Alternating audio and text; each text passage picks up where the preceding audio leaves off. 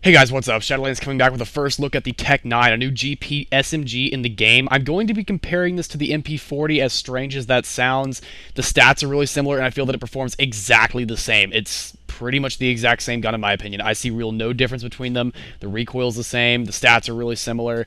It just performs really on par, the same as I would really kind of think of it. So going into the stats of the TEC-9, damage of 33, so pretty low even for a today's standard SMG. Accuracy of 65 is just kind of average, nothing really special. It's not up there with the P90 series, so the accuracy is not particularly great, but it does perform pretty well, and it's definitely not hindering the gun at all. Portability of 88 is 2 points below the kind of average these days of 90, so 88 is right up there, and you're really not going to notice 2 points of difference, but just to let you know, it is lower than the average. Recoil of 65 is relatively low, and the actual recoil on the gun isn't that bad either, although for every point of recoil that it does have, it definitely shows. So 65 I'd say is about right, but it does have the recoil, and you will notice it. The spread does jump up, but it's not too fast, and overall it doesn't get too big. The overall spread recovery is just average. It's not particularly special. The overall ammo is what's weird, and also why I compare it to the MP40. It has 32 of 96 shots, so that's really weird. You get 96 in reserve with 32 per magazine, 2 extra per shot per magazine. The overall reload is actually pretty fast. It's not too bad. Definitely usable in an OMA game if you have to use that. Looking at the MP40, damage of 34, so it's 1 point higher than this, same ammo capacity, 32 of 96. Portability of 74 doesn't really come close to this one at 88, so that's the real big increase from that gun to this one. One other thing you'd probably consider looking at, the rate of fire of 85 is, rate of fire on this thing's 90, so I don't know if I even said that the first time around, but 85, 90, that is noticeable on SMGs, so the 90 rate of fire really does come up and help it out a lot, and with the higher recoil of higher portability of 88, you're looking at a more modern-day SMG.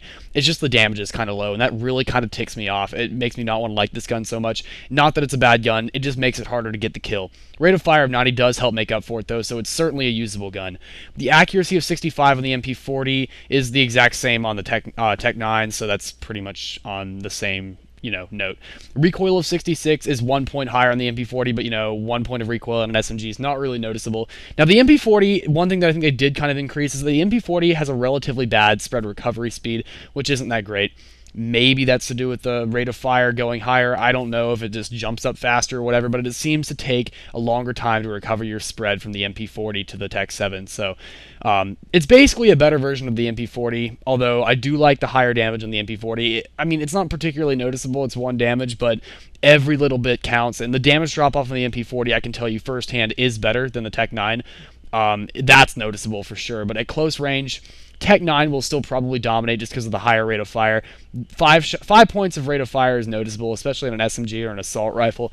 So, just saying, it's a great gun. It's really fun to use, that's for sure. Both guns are automatic. I was really expecting this to perform more like the FAMAE SAF. I was expecting this to be a gun that I would compare to that.